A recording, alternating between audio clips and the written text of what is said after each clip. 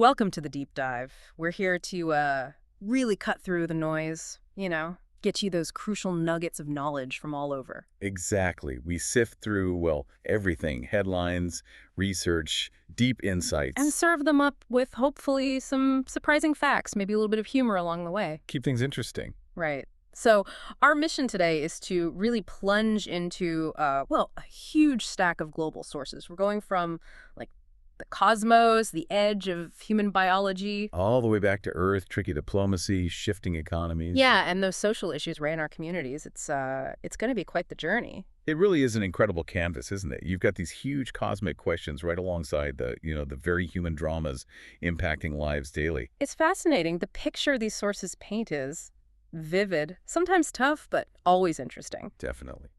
Okay, so let's start way out there, far away, but maybe closer than we think. In space. Exploring the cosmos often makes you wonder about limits, right? Mm-hmm. What's possible? But what about our limits? The incredible stuff hidden in our own bodies and this audacious human quest to, well, defy biology itself. Okay, first big headline.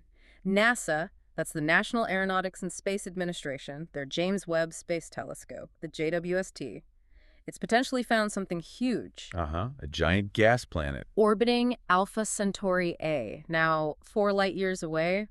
Saying that's close feels like, well, it's basically next door in space terms. It really is exceptionally close. When I hear Alpha Centauri, I mean, my brain jumps straight to Avatar. Pandora. Hmm. Are we getting ahead of ourselves thinking like that? Or is this our real-life Pandora To moment the starting? flight chuckle. Well, it's tempting, isn't it, to imagine something like Pandora right there. Totally. So what does this actually mean for, like, finding life out there? Okay, so the potential discovery itself is incredibly exciting. And yes, 4 light years is astronomically speaking right next door. Like, ridiculously close. Right. To give you some perspective, if our whole solar system, everything out to Pluto and beyond, was just a single house, Alpha Centauri is the house right next door, sharing the fence. Wow, okay. And that proximity is absolutely critical. It means we can actually do follow-up observations much more easily. Confirm it's really there, study it. So it's not just some faint blip, we could get a proper look. That's the potential, yes. Yeah. Now, what they think they've found is a gas giant. And gas giants themselves, well, they aren't usually considered habitable, not in the way we think of it. Right, no oceans or forests on Jupiter. Exactly. But its presence there raises a really profound question. If it is confirmed, what does a gas giant so close tell us about how planets form in binary star systems? Because Alpha Centauri isn't just one star, it's 2 A and B orbiting each other. Ah, okay, so that complicates things. It does. Gas giants have huge gravitational influence. They can toss smaller planets around. Or maybe, just maybe, they could help stabilize orbits for smaller, rocky planets. Planets that could be in the habitable zone where liquid water might exist. So even if this planet isn't habitable, it suggests others could be. Precisely. It suggests the system can form planets. So there might be other smaller worlds hiding there, maybe ones with conditions, suitable for life. It gives us a really compelling target for the next generation of telescopes. It's a huge signpost saying, look closer here. That's a big deal. Okay, so from searching for life out there, let's pivot to protecting life right here, especially from, well, our own star. Space weather. Yeah. Our whole civilization leans so heavily on space tech now, and that comes with risks. We're actually sending up more probes to understand the sun better and the forces that could, really mess with our technology down here. It's becoming increasingly critical. So NASA invited the media to see the IMAP spacecraft. That's the Interstellar Mapping and Acceleration Probe, and 2 others. NOAA is the National Oceanic and Atmospheric Administration's SWFOL-1 Observatory. Which stands for Space Weather, Follow on Lagrange 1. Right, and the Carruthers Geocorona Observatory, all launching together on a SpaceX Falcon 9 end of September from Titusville, Florida. And the bigger picture here, the implication is that these heliophysics missions studying the sun, they're absolutely vital. Our modern world, it runs on satellites. Everything. GPS, Phones. communications, weather forecasts, even the power grid stability. All of it is vulnerable to severe space weather, like a huge solar flare, or what they call a coronal mass ejection hitting Earth. That sounds bad. It can be.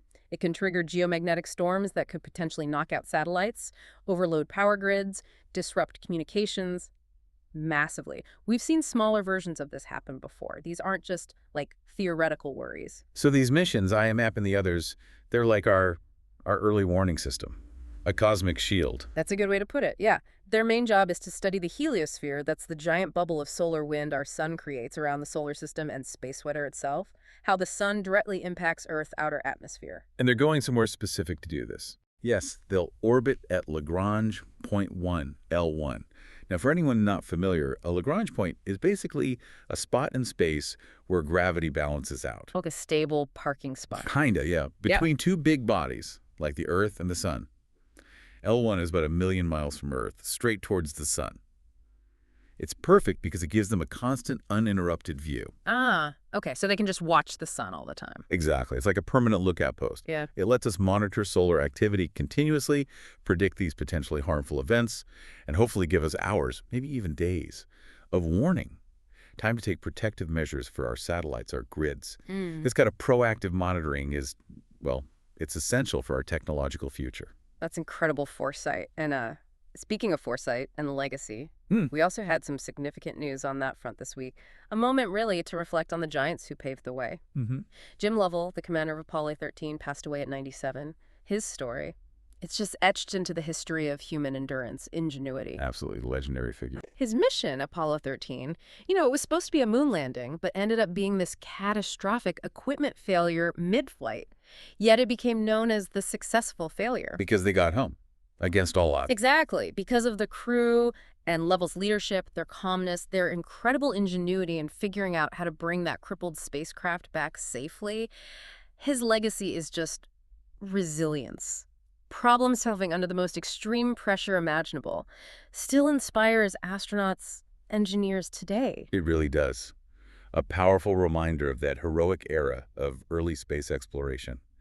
They were testing limits in ways we can barely comprehend now. And his passing reminds you, too, of that continuous thread, right? The baton being passed. Yes, from one generation of explorers to the next, which connects nicely to the other news, actually. Crew 10 return. Exactly. 4 astronauts from NASA's SpaceX Crew 10 mission just splashed down safely off California. They finished a 5-month stint on the International Space Station, the ISS. What were they up to? Over 200 research experiments, a spacewalk, the vital science they do up there in microgravity, things that benefit us down here, new materials, medical insights. And it highlights the reliability now, right? These commercial crew missions with SpaceX. It does. That partnership between NASA and commercial companies is a huge part of the picture now. It's changing how space exploration is funded, how it's executed. It's diversifying access, maybe even speeding things up. It's a really dynamic time for spaceflight, balancing these grand visions with the practicalities of keeping the ISS running and honoring those like Lovell who started it all. Yeah, absolutely. Okay, so from the vastness of space and the history there, let's bring our focus back to maybe an even more mysterious territory ourselves. What about those, unseen capabilities hidden inside us and that very human quest to push our biological limits? Turns out we literally have a kind of hidden superpower. Who knew we were all part dolphin? Slight shock. Humans have this amazing physiological skill, holding breath underwater for ages, free diving. It taps into this ancient thing called the mammalian dive reflex. Which we share with, dolphins, whales, seals. Right. Now, I once held my breath for 10 seconds trying to avoid doing the dishes. Does that count? Chuckle. Probably not quite the same noble pursuit. Probably not. But seriously, what these freedivers can do is astounding. It really is. And the science behind that mammalian dive reflex, it's genuinely remarkable. It's a survival mechanism, hardwired into us. How does it work? Is it just willpower? Not just willpower, no. It's triggered mainly by cold water hitting your face. That sends signals through the trigeminal nerve up to your brain, and that kicks off this whole cascade of changes, all designed to conserve oxygen and protect your vital organs. So it's automatic, deep biology. Pretty much. First, your heart rate slows way down. That's called bradycardia. Then, the blood vessels in your arms and legs constrict to shunt the blood flow away from your limbs and towards your core, your brain, your heart, the really essential stuff. It makes sure the oxygenated blood goes where it's needed most. Okay, that makes sense. And there's more. Your spleen actually contracts. It releases this burst of extra oxygen-rich red blood cells into your bloodstream. Basically, it boosts your oxygen carrying capacity right when you need it. Wow. Our bodies just do that. Yep. It's this finely tuned ancient reflex. You see it in action historically with communities like the Ama divers in Japan. They've traditionally used freediving for generations to collect pearls, seafood. It shows the practical side. And now it's a competitive sport. Exactly. Competitive freedivers push these limits to levels that are just mind-boggling, holding their breath for minutes, way beyond what most people think is possible. So beyond the sport, does understanding this reflex help us in other ways? It does, yeah. Studying it helps us understand stress responses better, and there are even potential therapeutic applications being explored, especially involving the vagus nerve, which is key in regulating heart rate and stress. So it's not just a cool party trick, it has deeper scientific relevance. That's wild. Okay, speaking of pushing limits, this next one takes human ambition to a whole different level. The idea of living for a millennium. 1,000 years, right. Futurists are suggesting humans could hit that, maybe by 2050. They're calling it practical immortality. Now, beyond the sci-fi coolness of it, what does this actually mean? For society, for us. Well, this isn't just, a scientific possibility anymore. It's becoming a potential reality that forces a profound societal reckoning. Reckoning sounds serious. It is. This idea of practical immortality, driven by biotech, nanotech, AI, it throws up some of the biggest ethical and practical challenges humanity might ever face. The core thing here isn't just can we do it, but should we? And if we do, how? Okay, break down the tech drivers first. How do those three, biotech, AI, nanotech, supposedly get us to 1,000 years? All right, so think of it as 3 pillars. Pillar 1, biotechnology. This is huge. Genetic engineering, regenerative medicine, super personalized medicine. The goal is to prevent or cure basically everything that kills us now. Cancer, heart disease, Alzheimer's, all of it. That's the ambition. Plus, repairing or even replacing damaged tissues and organs whenever needed. Essentially hitting pause or even rewind on aging at the cellular level. So it's like a constant biological tune-up, not just fixing things when they break. Exactly. Pillar 2 is artificial intelligence, AI. Imagine AI constantly analyzing your personal biological data, predicting health risks years, decades before symptoms show up. Like a super early warning system. Precisely. Allowing for incredibly early diagnosis, hyper-personalized treatments, and AI could be monitoring your biomarkers 24/7, catching the tiniest signs of cellular wear and tear, recommending interventions instantly, optimizing your health constantly. Okay. And then the nanobots arrive. This is where it gets really sci-fi. Pillar 3, nanotechnology. Yeah, this is the wild one. Tiny robots, nanoscale, working inside your body, repairing cellular damage at the molecular level, fighting on pathogens, cleaning up the cellular junk that accumulates with age, even potentially rebuilding cell structures. Like tiny internal construction crews and doctors. That's the vision, constantly maintaining the body in a perfect or near-perfect state, overcoming those biological limits by just continuously repairing the damage that causes aging and death. The science sounds incredible, maybe a bit terrifying, but then the non-science part, the ethics, the social impact, the economics. I mean, I can immediately see a dozen ways this goes sideways. And you should. That's the crucial part of the discussion. Are we remotely prepared for the massive disruptions this would cause? And maybe the biggest question, how do we stop this from just becoming a perk for the super rich? Right, an immortal elite. Exactly. Yeah. Ethically, think about population. If people live 1,000 years, how does a finite planet sustain billions, maybe trillions? What about resources? Generational equity. If older generations never retire, never step aside, what happens to the young? They're stuck waiting forever. Potentially. Socially, the risk of inequality exploding is enormous. If these treatments are expensive, you could create a literal biological divide between the immortals and the mortals, deepening social fractures in ways we can't even imagine. And economically. Staggering. Yeah. Our entire systems, healthcare, pensions, retirement, they're all built around current lifespans. They'd collapse. The very idea of a career, education, family, relationships, everything changes if lifespan centuries. So this quest for immortality isn't just about biology. Not at all. It forces us to ask fundamental questions about what it means to be human, what we value, and what kind of future we're actually building. Okay, from that potentially very distant future, let's dive headfirst into how tech, specifically AI, is impacting us right now. And it's throwing some real curveballs. That's one way to put it. First up, an AI having an existential crisis. Google's AI, Gemini, apparently struggled to write code and started expressing. Well, it sounds like self-loathing. Calling itself a disgrace to my species. Slight chuckle, its species being AI. Apparently, Google's reportedly working hard to fix these negative comments and self-esteem issues after what someone called an epic meltdown. Finally, right. an AI that understands my Monday mornings. Chinkle, right. It's definitely a peculiar headline. But seriously, if AI is already having self-esteem issues, what does that tell us? About the AI, or maybe about us, the creators? Well, what's really fascinating, or maybe unsettling, is seeing these apparently human-like emotions or maybe self-awareness pop up, even if it's just, complex programming hitting weird edge cases. It wasn't designed to feel bad about itself? Presumably not. It really highlights the huge challenge developers face in predicting and controlling AI behavior. Things emerge they didn't expect, and the fact that Google is trying to fix its self-esteem, it kind of humanizes AI's fallibility, doesn't it? Yeah. Makes you question our expectations. Are we just building tools, or are we accidentally creating things that might develop, complex interstates? Yeah, maybe we need AI therapists next. Okay, but moving from weird digital emotions to very real human grief. This next story is tough. Hmm. A BBC report detailed an interview. A U.S. journalist interviewing an AI clone of a teenager who was killed in a school shooting. And it caused a lot of backlash online, understandably. That's incredibly sensitive territory. It really makes you stop and think, what does this do to grief, Hmm. to memory? Yeah. When you can interact with a digital version of someone lost, especially so tragically, does it? Does it mess with how we heal? Does it keep us stuck? Those are absolutely the right questions. This incident throws the ethical implications into sharp relief.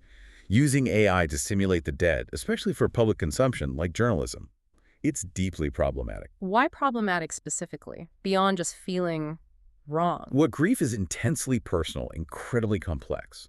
Introducing a simulation blurs the lines between real and artificial in a way that could have serious psychological impacts, both for the individuals directly involved and maybe society more broadly.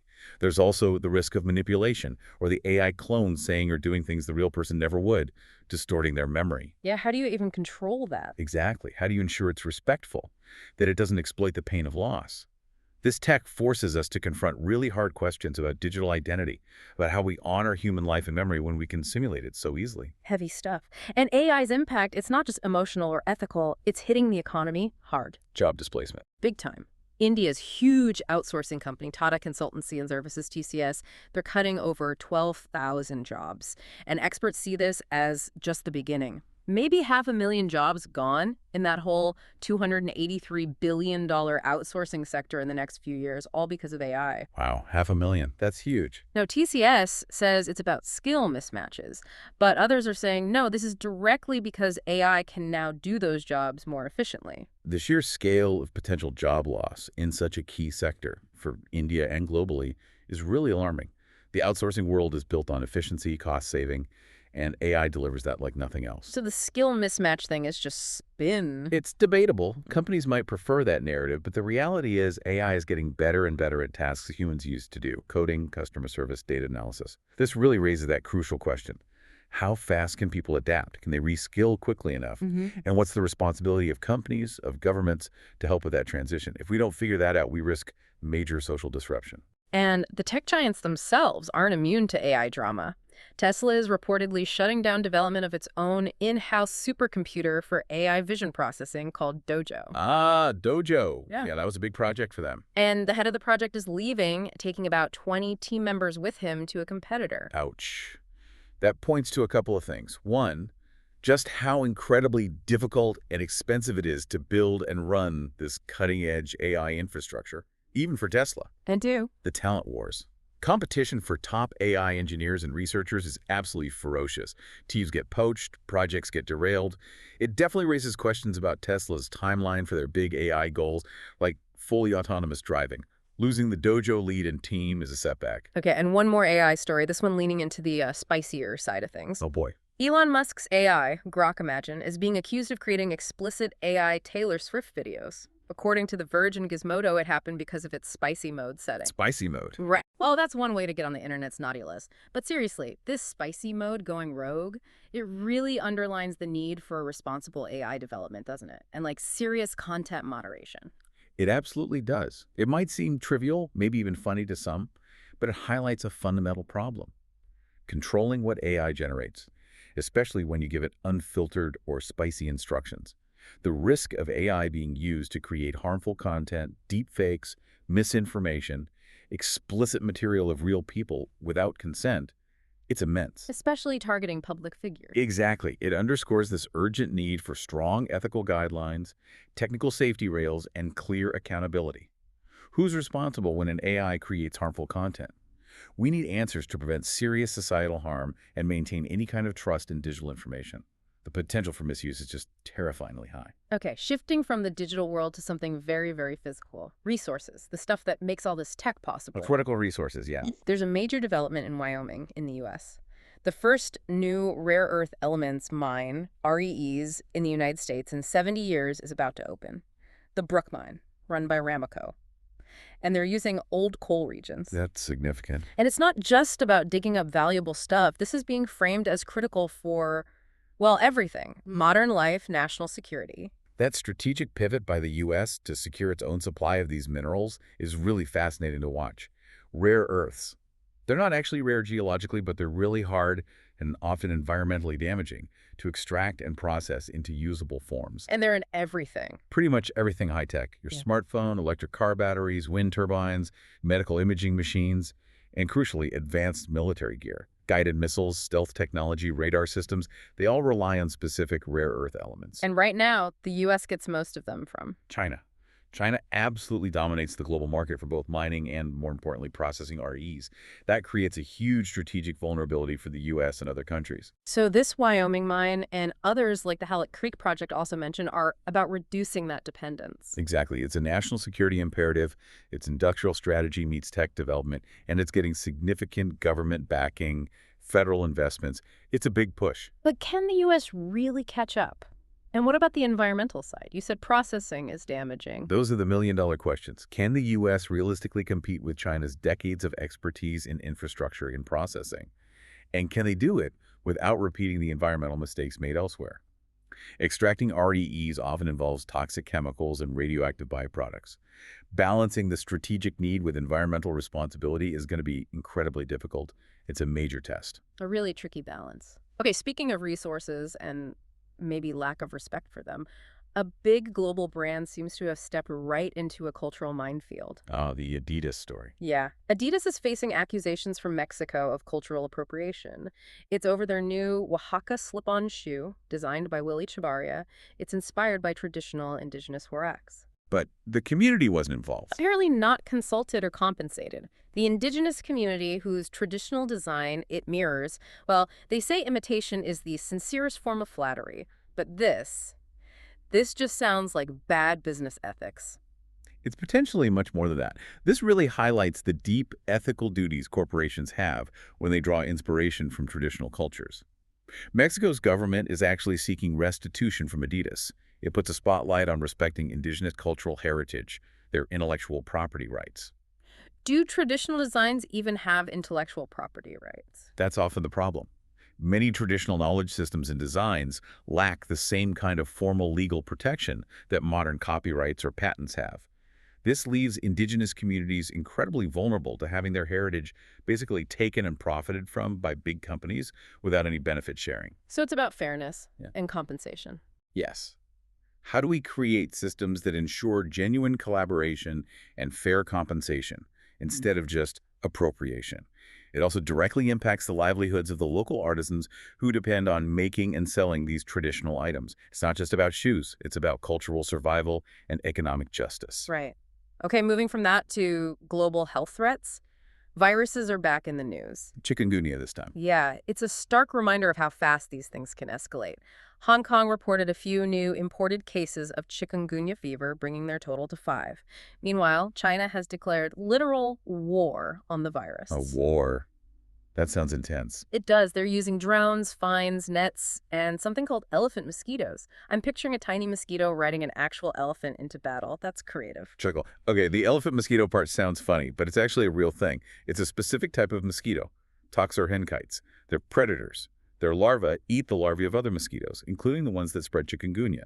And the adults don't bite humans. Ah, so it's biological warfare against mosquitoes. Essentially, yes. A form of biological control.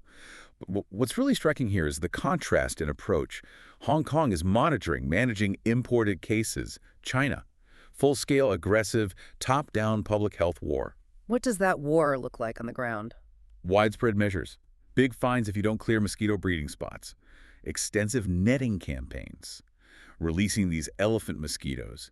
It might be effective at stopping the spread, but in a place like China, such aggressive, state-driven campaigns also bring up questions about public rights, privacy, the balance between mandated public health measures and individual freedoms. This kind of proactive, almost militaristic response shows the resources China can mobilize, but it makes you think about the social contract involved. It's a huge global challenge, especially as climate change helps these disease-carrying mosquitoes expand their range. And speaking of climate change impacting health, very different story, but equally profound, happening in Bangladesh. The flooding. Yeah, climate change is making monsoon flooding worse there, and it hits women particularly hard. The UN Population Fund, UNFPA, is doing something interesting. Training women in reproductive health care specifically to prepare for floods, using things like street dramas, community education. This is such a powerful example of how climate change isn't just environmental. It's a human rights crisis, a health crisis, and it hits vulnerable groups hardest. How does flooding disproportionately affect women there? In so many ways.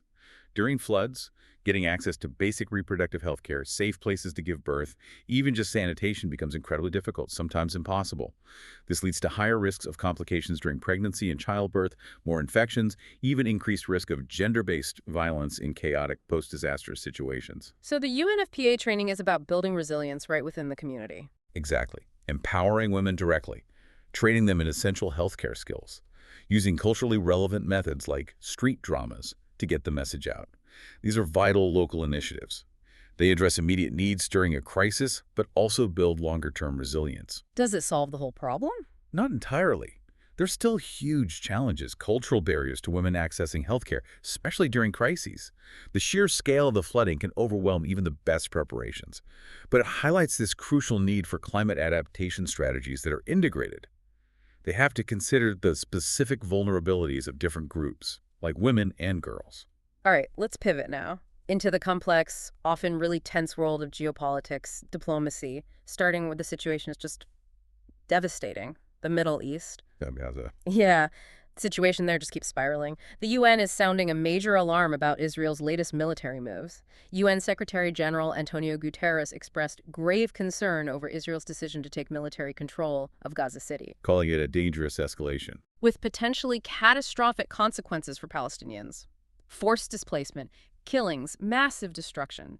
He's urgently calling for a permanent ceasefire, humanitarian access, hostage release, and stressing Israel's obligations under international law. The UN's human rights chief agrees. And Al Jazeera is reporting Israel's aims are displacing Palestinians, eliminating Hamas. There's speculation about Prime Minister Netanyahu's own motivations, of course. The Israeli military already controls a lot of Gaza, causing immense suffering. But reports say Palestinians in Gaza City are defiant, vowing to stay despite the plans. And the humanitarian situation is just dire. The contrast between the stated military goals and the reality on the ground for civilians is stark, deeply troubling. How does the international community enforce humanitarian law in a situation like this? You mentioned the humanitarian catastrophe. What are the latest reports? They're alarming. The Hamas-run health ministry reported 11 more deaths from starvation and malnutrition just recently. That brings the total they've recorded since October 2023 to 212 malnutrition deaths, including 98 children. 98 children. It's horrific. And attacks on aid distribution points have also killed civilians, making it even harder to get desperately needed supplies in. So you have the UN, other bodies, constantly reiterating Israel's legal obligations to protect civilians, provide aid.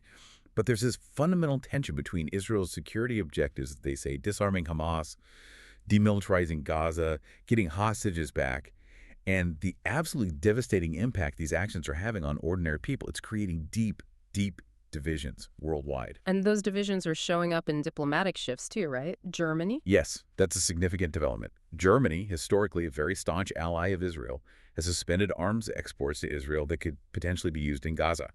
This decision came right after Netanyahu approved the Gaza City occupation plan. Why is Germany's move so notable? Because of that history of strong support. It signals a real growing unease, even among close allies, about the scale of civilian suffering and the direction of the conflict. Though it's causing ripples within Germany itself, there's conservative backlash against the decision. It shows the internal political tensions this conflict generates even far away. And it's not just Germany pushing back. No. Multiple Arab and Muslim countries have come out strongly, denouncing Israel's plan for Gaza City as a dangerous escalation, a violation of international law. It presents a more unified diplomatic front from that part of the world, which adds to the international pressure on Israel. And the region's fragility was highlighted by that explosion in Lebanon, too. Exactly. That incident where 6 Lebanese soldiers were killed in a blast at a Hezbollah arms depot in Tyre, southern Lebanon.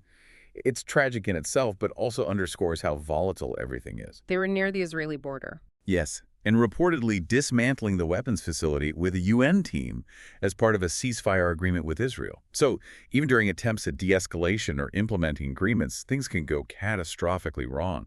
It just shows how interconnected everything is in the Middle East. Every action, every incident has ripple effects. Stability feels perpetually out of reach. Okay, from one major conflict zone to another critical flashpoint, Ukraine. Yeah.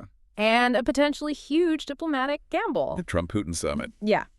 The world's eyes are turning to Alaska. Two leaders, very different styles, meeting to discuss Ukraine's fate. U.S. President Donald Trump announced this high-stakes meeting with Russian President Vladimir Putin for next Friday, August 15th, in Alaska, their first face-to-face since the invasion. High stakes is an understatement. Trump says he's aiming for a ceasefire, maybe a peace deal involving territory swaps, and Ukraine withdrawing from the Donbass region. He's framed the conflict as escalating under the previous administration, calling it Biden's war, and claims his actions have reestablished U.S.-Russia ties. He even mentioned recouping U.S. funds spent on Ukraine via some kind of mineral deal. That's quite a specific framing from Trump. And Putin's side. Russia wants long-term, legally binding agreements. They want to prevent NATO expansion, ensure a pro-Russia government in Kyiv, and get international recognition of Crimea as Russian territory. Russian officials keep framing it as a NATO proxy war fueled by Western weapons. So the starting positions seem worlds apart. It really raises the question of effectiveness, doesn't it? Can top-level diplomacy actually bridge such huge gaps? And who needs this summit more? What real leverage does either side have? Trump's approach, the art of the deal style. How might that play out here? Well, typically his tactics involve creating pressure, maybe through deadlines, fostering uncertainty, trying to force concessions. He presents himself as the deal-maker who can cut through the deadlock where others failed. Putin, though, is likely looking for concrete, formal guarantees that solidify Russia's strategic position and perceived security needs, especially regarding NATO and Ukraine's alignment. The NATO proxy war narrative from Moscow sets a very different baseline for what caused the conflict and what a resolution should look like. And the reaction from Ukraine itself and from European allies, not exactly thrilled, it sounds like. Less than thrilled is putting it mildly. Ukrainian President Volodymyr Zelensky came out immediately, very clearly. Ukraine will not cede any land to Russia, period. He stressed Ukraine must be involved in any peace talks, rejecting any deals made over Kyiv's head. It's a bit like planning a surprise party for someone, but not actually inviting them to the planning meeting. What could go wrong? Slight chuckle, indeed. What could go wrong? European and Ukrainian officials reportedly scrambled to call an emergency meeting in London, in the UK, before the Alaska summit. Why? To align their positions. Because apparently there's massive confusion in Kyiv about what exactly Trump's proposed land swap even entails. And ceding land is constitutionally forbidden for Ukraine, right? Correct. Which puts Ukraine in this incredibly painful spot, the desire for peace versus the fundamental principle of territorial integrity, sovereignty versus ceasefire. Meanwhile, European backers are worried about being sidelined in U.S.-Russia talks, worried about NATO unity, worried about the implications of any deal brokered without full consultation. It risks creating serious cracks in the Western alliance supporting Ukraine. And there are even warnings about trying to disrupt the summit. Yes. Moscow's senior negotiator, Kirill Dmitriev, warned about potential provocations and disinformation efforts aimed at derailing the talks, pointing fingers at nations supposedly interested in prolonging the conflict. He also repeated Moscow's line, challenging Zelensky's legitimacy now that his official term has ended. And meanwhile, the actual fighting continues. Absolutely. Ukrainian kamikaze drone strikes have reportedly intensified inside Russia. Rostov-on-Don, Kursk, Bryansk, Beluga regions mentioned, causing damage, raising safety concerns, and Russia continues its own long-range attacks. So even as talks are planned, the war grinds on with dangerous new tactics. It highlights how fragile any diplomacy is when there's active conflict and so many players with different agendas. Exactly. The threat of sabotage, the ongoing fighting, the deep divisions, even among allies. It shows how incredibly difficult it is to find consensus, let alone lasting peace, when so many actors have vested interest in how this conflict plays out. Okay, shifting regions again, but staying with complex diplomacy. A rather surprising development in the Caucasus. Hmm. A peace deal, a new trade route, and a very familiar name attached. The Armenia-Azerbaijan deal brokered by Trump? That's the one. President Trump hosted the leaders of Armenia and Azerbaijan at the White House for what was called a historic peace summit. They signed a joint declaration creating the Zangezur Corridor. It's a transport route supervised by the U.S. and explicitly named the Trump Route for International Peace and Prosperity. Wow. Okay. Yeah. That's quite the branding. American companies are set to develop and operate it.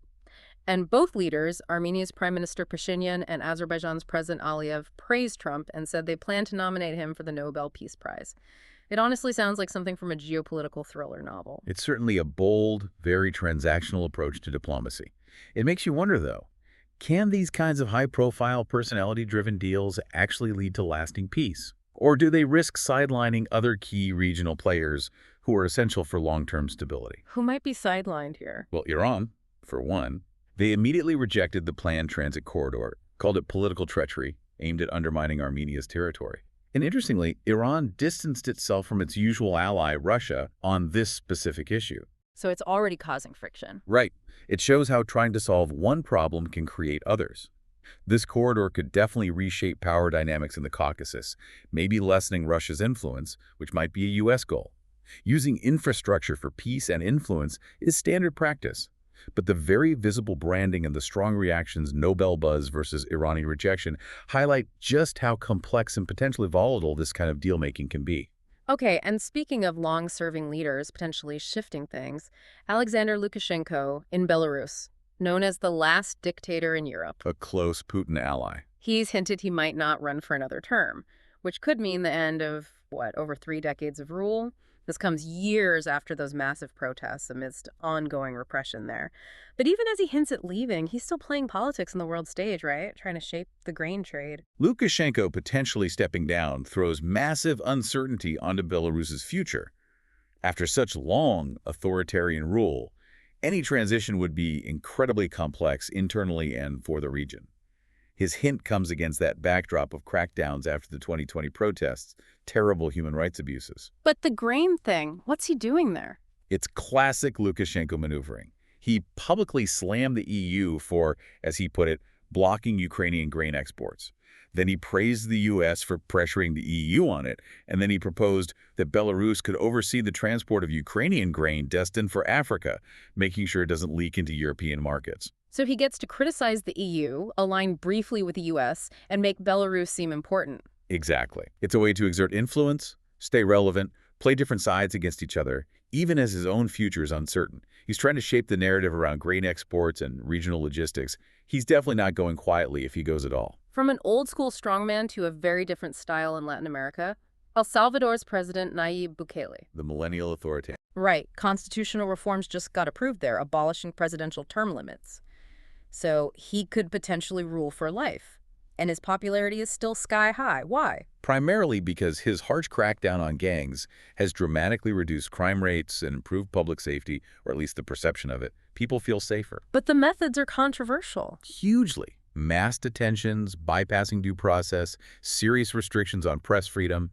International critics call it authoritarianism, plain and simple. What makes his style millennial? His incredibly savvy use of social media. He uses it constantly for propaganda, to bypass traditional media, speak directly to his base, cultivate this image. And then there was the whole Bitcoin gamble. Making Bitcoin legal tender. How did that turn out? Mixed results at best, and very controversial. Plans for a futuristic Bitcoin city even led to people being forcibly displaced. It's a fascinating and maybe worrying case study. Bukele's model really blends that populist appeal on fixing crime with very modern digital methods of control and image management. It forces that difficult question. How should the world engage with a leader who delivers tangible results on something like security, but does it by dismantling democratic norms and institutions? It's a tough one. And old disputes can flare up too, an old border issue between Colombia and Peru. Yes, suddenly back in the news. Colombian President Gustavo Petro has refused to recognize Peru's claim to a place called Santa Rosa Island on the Amazon River. An island on a river, how does that work? Rivers shift, sediment builds up. This island, Santa Rosa, apparently formed or grew due to sediment buildup. The disagreement goes back to the 1970s based on different interpretations of a 1922 treaty. Why does it matter now? Strategically, control of the island could affect Colombia's access to the main channel of the Amazon River, which is vital for trade and defense. Peru's president, Dina Boluarte, firmly rejected Petro's claims, saying the island has been Peruvian for over a century and hinted Petro might be raising it now for domestic political reasons. So old maps, shifting rivers, and modern politics. Pretty much. It shows how historical border ambiguities can resurface, often tied to current political dynamics and the unique challenges of defining borders along waterways that are constantly changing. Geography itself becomes a flashpoint. And staying in the region, political trouble in Moldova. Yes, protests erupted in the capital, Chisinau. This followed the imprisonment of Evgenia Gutzel. She's the head of Gagauzia, an autonomous region within Moldova. Why was she imprisoned? Charges related to illegally funding political activities. Her supporters are calling it political repression. And Russia's involved. Russian officials have criticized the ruling. They see it as an attack on Gagauzia's autonomy and a blow to Moldova's democracy. It highlights the ongoing political turbulence in Moldova, especially the tensions between the current pro-EU government under President Maia Sandu and opposition groups, some with ties to Russia. It's another example of the struggle between central government authority and regional autonomy, often with geopolitical undertones. Okay, a quick potential positive note. De-escalation on the Korean peninsula. A small sign, perhaps. North Korea has apparently started dismantling some of its border loudspeakers. The ones they use to blast propaganda. Exactly. This comes after South Korea removed its own propaganda speakers first. It's a reciprocal move after months of those unsettling broadcasts across the border. Is this linked to South Korea's new president? It seems so. South Korea's newly elected president, Lee Jae-myung, is taking steps to try and calm things down, halting the propaganda campaigns, signaling more willingness to talk. It's a rare moment of de-escalation in a place that's usually incredibly tense. Removing those speakers is symbolic, but maybe, just maybe, it opens a door for diplomacy. We'll watch that space. And finally, French politics getting tangled up with the Israeli-Palestinian conflict. Yes, quite dramatically. France has launched a criminal investigation into death threats made against President Emmanuel Macron. Death threats? From who? Reportedly from a rabbi who accused Macron of anti-Semitism over his plans to recognize Palestine. Macron intends to push for recognition at the UN General Assembly in September. Wow. So foreign policy plans sparking domestic threats and investigations. It really shows how interconnected things are. International foreign policy decisions, especially on sensitive issues like Israel-Palestine, can have immediate and intense repercussions on domestic politics, religious tensions, freedom of expression debates, and even personal security for leaders. It's a stark example of global conflicts echoing within national borders. All right, let's shift focus now. Economic currents, environmental issues, social justice, starting with trade policy again, and the ongoing debate around tariffs. Specifically, the U.S. approach under President Trump. Right. President Trump is still warning about a potential 1929-style depression if courts rule against his tariffs. He claims they're the reason for record stock market gains. He's used tariffs broadly for national security goals. And now the White House is even trying to clarify the tariff on gold bars. Apparently, there's been misinformation or uncertainty about that specific tariff, driving up U.S. gold futures to record highs, so they feel the need to clarify the rules. But how effective is this tariff strategy globally? Are other countries complying? Increasingly, no. China has basically brushed off Trump's threat of tariffs over its continued purchases of Russian oil. Beijing says it will keep acting in its own national interest, maintaining economic ties with Russia. India and Brazil have also pushed back against U.S. tariff pressure. So the pushback is getting more coordinated. It seems so. It feeds back into that debate. Who actually pays for tariffs? Most economists still argue it's largely domestic consumers and businesses through higher prices. And using tariffs as a geopolitical weapon against major economies like China, India, Brazil, it seems to be having limited success in changing their behavior. And it connects to that bigger trend, challenging the dollar. Exactly. It's happening in the context of BRICS nations, Brazil, Russia, India, China, South Africa, actively working to find alternatives to the U.S. dollar's dominance in global trade and finance. So the aggressive tariff policy might actually be accelerating this move towards more distinct economic blocs and perhaps a more fragmented global economy, rather than achieving the stated national security goals. Okay, from global trade wars, let's zoom into Africa. And a really interesting shift in thinking about certain countries there. The land-linked concept. Yeah. We used to talk about landlocked countries as being disadvantaged, but now Africa's landlocked developing countries, LLDCs, are being seen as potentially vital hubs for prosperity. How? It's a significant strategic rethink. For ages, the narrative was no coast, big problem, harder to trade, isolated. But a new position paper from the UNDP, the United Nations Development Program, flips that script. How so? It reframes them not as landlocked, but as land-linked, dynamically positioned in the center of regions, potentially acting as crucial corridors and hubs for trade and innovation within Africa. What's driving that change in perspective? A big factor is the African Continental Free Trade Area, the AfCFTA. It's actively working to break down trade barriers between African countries. This creates huge opportunities for LLDCs to integrate regionally, to become crossroads rather than dead ends. So connectivity is key, turning location into an advantage. Precisely. And not just physical connectivity, like roads and rail, though that's important. Digital connectivity is massive. Even if direct access to undersea internet cables is tricky for LLDCs, strong digital links with neighbors can overcome many geographic hurdles, connecting them to regional and global markets. It's about leveraging that central location, embracing technology, and fostering good regional cooperation. It's a much more optimistic and proactive development strategy. That's a great reframing. Okay, shifting now to environmental threats and unfortunately more immediate disasters. Wildfires in Greece. Tragically, yes. One person reported dead as fires continue raging in southern Greece. Over 50 fires broke out in just 24 hours, recently described as one of the worst days of the summer there. The biggest blaze near Athens, in Keratia, destroying homes, farmland. And this is linked to climate change. It's widely accepted. Greece, like other Mediterranean countries, is on the front lines. Hotter temperatures, prolonged droughts, stronger winds. It creates the perfect conditions for these devastating wildfires. It's a stark, tragic illustration of climate change impacts happening right now. And it underlines that urgent need for adaptation, better forest management, warning systems, firefighting capacity. And climate isn't just about fire, it's water, too. You mentioned atmospheric rivers earlier. There's a study showing their shifting patterns across the U.S. Yes, and it's a really significant finding. This study looked at 40 years of climate data. Historically, these atmospheric rivers mostly hit the West Coast. They're responsible for something like 80% of flood damage there, but also vital for water supply. What's changing? They're becoming more frequent and more intense over the eastern U.S. Places like Mississippi, Alabama, Tennessee have seen rainfall rates during these events basically double in the last 20 years. Doubled. Wow. So more flood risk in the east. Potentially, yes. Significantly increased flood risk for regions maybe less prepared for that kind of intense rainfall.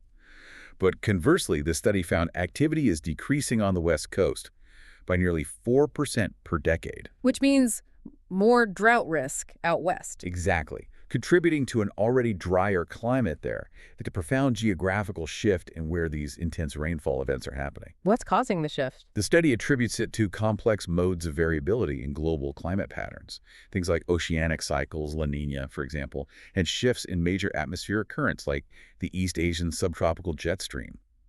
These are natural cycles, but the question climate scientists grapple with is how much human-induced climate change might be influencing or amplifying these natural shifts.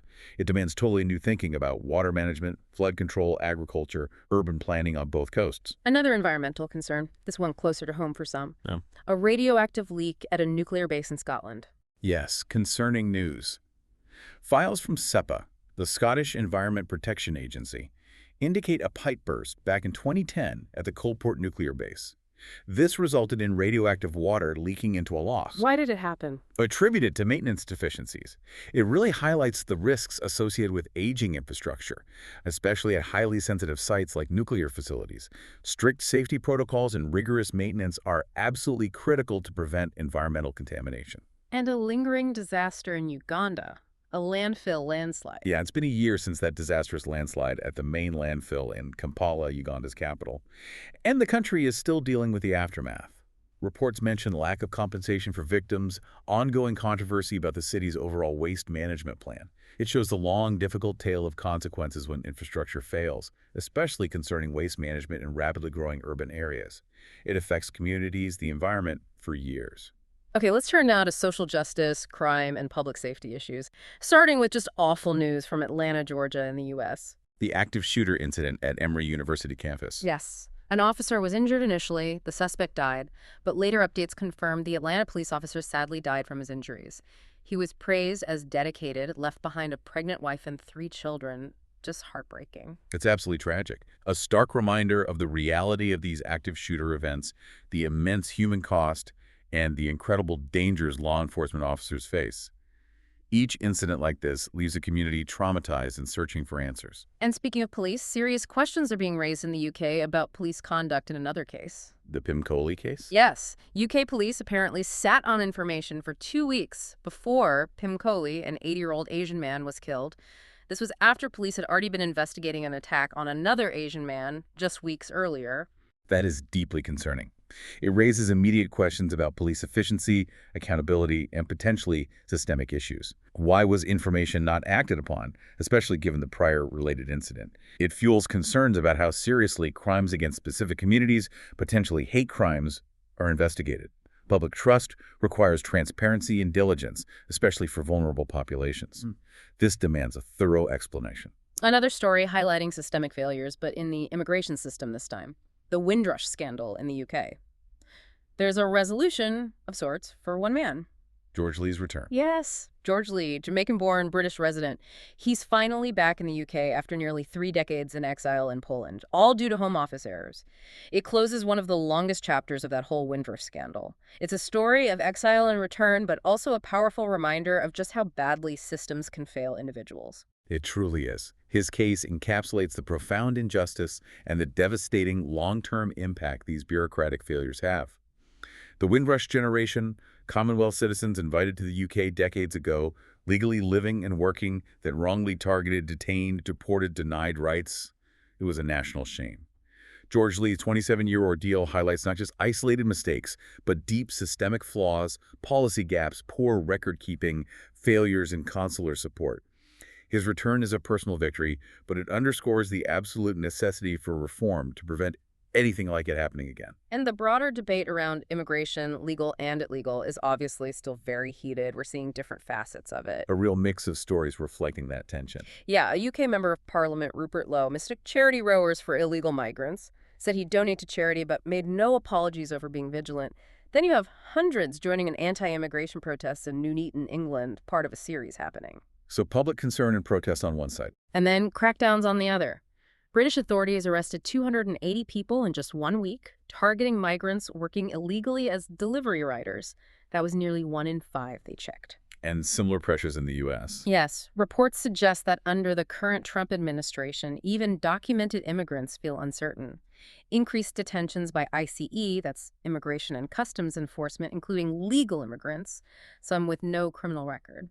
Descriptions paint a picture of fear-driven policy, potential racial profiling, and unchecked power within ICE, causing significant psychological stress in immigrant communities. It really lays bare that fundamental tension, doesn't it? The clash between concerns about national sovereignty, border control, and illegal immigration on one hand, and the push for immigrant rights, fair treatment, due process, even for those with legal status, on the other. So what does this all mean? It's not just policy debates, is it? Not at all. These are profound human stories colliding with deeply held beliefs about national identity, security, and human rights. Immigration policy directly shapes the lives of millions and the very fabric of diverse societies. Finding that balance between border control and fundamental rights remains one of the most contentious challenges for democracies worldwide. And briefly, some other crime headlines. A shooting in New York City's Times Square. Yes, a teenager arrested after 3 people were shot. Apparently started with a fight between the teen and someone in a city bike group. Tragically, 2 innocent bystanders were hit. It raises concerns about public safety, even in major tourist hubs. And finally, a truly bizarre and chilling case from Australia. The mushroom poisonings. Ah, yes. The woman who killed her in-laws with toxic mushrooms. Now, allegedly, she also tried to poison her spouse previously, serving him poisoned pasta and chicken curry. That's Well, that's one way to get out of future family dinners, I suppose. Definitely stick to takeout after that. Slight chuckle. Yeah. It is an exceptional disturbing case. Stands out for the alleged calculated cruelty, using something seemingly ordinary like mushrooms or pasta as a weapon. It's a reminder of the dark and sometimes utterly baffling nature of criminal behavior. All right, let's move into our final segment, looking at some cultural echoes, moments marking history, challenging norms. First, a really solemn anniversary, but one carrying a powerful hope. Nagasaki. Yes. Nagasaki, Japan marked the 80th anniversary of the U.S. atomic bombing of the city. The survivors, the Hibakusha, they're entrusting their hopes for a total nuclear ban to the younger generations now. A heavy responsibility to pass on. And incredibly symbolically, the twin cathedral bells in Nagasaki bells, silenced by the blast, were set to chime together in unison for the first time in 80 years to commemorate that horrific day. That's incredibly poignant. It speaks volumes about the enduring legacy of nuclear war, doesn't it? And the absolute necessity of collective memory, of remembering, and the ongoing struggle for peace and disarmament. The Hibakusha have carried those scars, physical and psychological, for 80 years, passing their hope for a nuclear-free world to the young. It's vital, and those bells chiming together again, a powerful symbol of remembrance, resilience, and that renewed call for humanity to never let it happen again. From a call for peace to a fierce battle over free speech playing out right now in London, UK. The Palestine Action protests. Exactly. Over 365 arrests were made recently at a protest in Parliament Square, Westminster. They were protesting the UK government's ban on Palestine Action, a group the government classified as a terror organization last month. And the protesters' message. They had signs saying, "I oppose genocide. I support Palestine Action." And this ban has drawn widespread criticism over 350 academics, Amnesty International UK. They argue it violates free speech, that it's an attempt to shut down pro-Palestine protests generally. Palestine Action, for context, targets companies linked to Israel, alleging they're complicit in war crimes. This really highlights that fundamental tension, doesn't it? How do societies balance national security concerns with the essential right to protest, especially around incredibly charged international conflicts? Where is that line between legitimate activism and actions a government deems a threat? So classifying the group as a terror organization is the key point of contention. It's a huge step and a very controversial one. Critics see it as potentially overreach, using counterterrorism laws to stifle dissent on a specific political issue. It raises critical questions for any democracy about how groups get labeled, what powers that gives the state, and the potential chilling effect on freedom of expression and assembly. This is a really difficult balancing act. Okay, staying with highly charged topics. The intersection of politics, health, and science in the U.S., and a decision that's causing alarm among health experts. RFK Jr. and mRNA vaccines. Yes. Robert F. Kennedy Jr.'s decision to cut funding for mRNA vaccine development is being framed by experts as aligning with President Donald Trump's broader war on science. The warning is this could leave the U.S. dangerously vulnerable to future outbreaks of respiratory viruses. What specific actions were taken? RFK Jr.'s known skepticism towards vaccines reportedly led to ousting scientific advisory panels, canceling vaccine development projects worth nearly $500 million. Critics are calling this abandonment of mRNA tech unjustified, troubling, short-sighted. It brings back that whole debate about science versus politics, with potentially massive public health stakes. This is a really critical issue. Cutting funding for mRNA development, especially after its proven success during the COVID-19 pandemic, seems incredibly counterintuitive from a public health preparedness perspective. It fuels concerns about political interference in scientific research and public health policy. What are the long-term risks? If you undermine vaccine development, particularly cutting-edge platforms like mRNA, which allow rapid response to new threats, you weaken national and global health security. Canceling $500 million in projects, dismissing expert panels. It suggests a potential dismantling of the very infrastructure designed to protect populations from future pandemics. How do we shield vital public health decisions from becoming political footballs? That's the crucial ongoing question. Okay, from public health policy to public image, and a trend that feels like an unwelcome blast from the past. Oh dear, not size zero again. I'm afraid so, just when we thought we were maybe moving past it. The UK is seeing a spike in complaints about unhealthily thin models in advertising. Ads from major brands like Zara, M&S, Next have actually been banned recently. It's sparking debate. Size zero making a comeback in fashion. Can't we just appreciate all bodies? Size lightly? It really feels like a step backwards, doesn't it? Mm. It highlights how persistent that societal pressure on body image is, Hmm. especially for women, and the huge responsibility the fashion industry holds. Yeah. After years of pushing for more diversity, body positivity, seeing a potential return to glorifying potentially unhealthy thinness is deeply concerning. Why are they concerning? Because these images have real-world impacts. They contribute to eating disorders, low self-esteem, anxiety. Ah. This raises that question again. How do we hold the industry more accountable? How do we reinforce healthier, more inclusive beauty standards in media, in culture? Seems like a battle that constantly needs refighting. Indeed. Okay, and finally, a little political curiosity. An unlikely bond getting media attention. Between J.D. Vance and David Lammy. Yeah, U.S. Vice President J.D. Vance is starting his U.K. holiday with a visit to the U.K. Foreign Secretary David Lammy. Saturday's papers were apparently full of stories about their unlikely bond, which is interesting because they're also co-hosting those Ukraine talks ahead of the U.S.-Russia summit. It's a fascinating little insight into how international relations actually work sometimes. Beyond the big policy statements and strategic alignments, these personal connections between politicians, even those from very different political backgrounds, Vance from the conservative populist wing, Lammy, a key figure in the UK's Labour Party, they can matter. How so? Sometimes personal rapport can help smooth over differences, build trust, facilitate dialogue, even on tough issues like Ukraine. The fact they're working together on the talks despite their different domestic contexts, it adds a layer of human interest, shows that diplomacy isn't always just about calculated national interest. Sometimes personalities click. Okay, and now for a couple of lighter moments before we wrap up. Because even the ugliest among us deserve a crown. Chuckle. Okay. The dog competition. The annual World's Ugliest Dog Competition, held at the Sonoma County Fair in Santa Rosa, California. It's all about celebrating adopting dogs of all kinds, all appearances. A perfect palate cleanser after all that geopolitics. It's wonderful, isn't it? A great reminder to appreciate uniqueness and promotes adoption, too. Good vibes all around. And quickly in sports, some worrying news from the NFL, American football. Detroit Lions safety Maurice Norris was hospitalized after a serious injury, halted their preseason game against the Falcons. He's reported stable, thankfully, but the game was suspended. Player safety is always such a critical concern in football. Good to hear he's stable. On a brighter NFL note, Browns rookie Shedeur Sanders had an impressive debut, 2 touchdown passes. And across the pond in English football, Manchester United's training ground upgrade sounds fancy. Ooh, what do they got? Luxury barbershop, advanced Formula One tech, and innovative smart toilets. Speaking of the unexpected, smart toilets, I'm not even sure what a smart toilet does in a training ground, but I'm definitely intrigued. Chuckle. It sounds like the absolute peak of athletic luxury.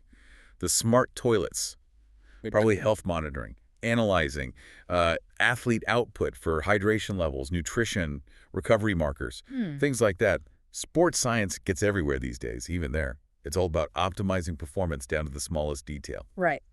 Okay, so let's try and pull this all together. What a journey today. We've gone from potential new worlds, the quest for immortality, Through the chaos and promise of AI, the incredibly tense diplomacy in Ukraine, the Middle East, shifting economic tides, tariffs, land-linked futures in Africa. and those deeply human stories, wildfires, floods, social justice struggles, crime. It really is a complex tapestry, isn't it? Humanity making these incredible leaps in science and tech. Pushing boundaries, exploring planets, maybe even cheating death. But at the same time, grappling with the same old struggles. Conflict, inequality, the ethical messes we create with our own tools, the planet changing around us. It's that constant tension. Progress and peril, side by side. Well, we really hope this deep dive has given you, our listener, a clearer, maybe more nuanced view of this complicated world. Maybe spark some aha moments or even just some new questions to chew on. And maybe that final thought to leave you with is, as we see humanity achieve these amazing things technologically, scientifically, but also struggle so profoundly with war, fairness, the environment, how do we make sure that all this knowledge, all this power we're gaining, how do we ensure it actually leads to a better, more just, more sustainable future for everyone, instead of just making the gaps between us even wider? Something to definitely keep thinking about. Thank you for diving deep with us today. Until next time, stay curious, stay informed, and keep seeking out those surprising nuggets of insight.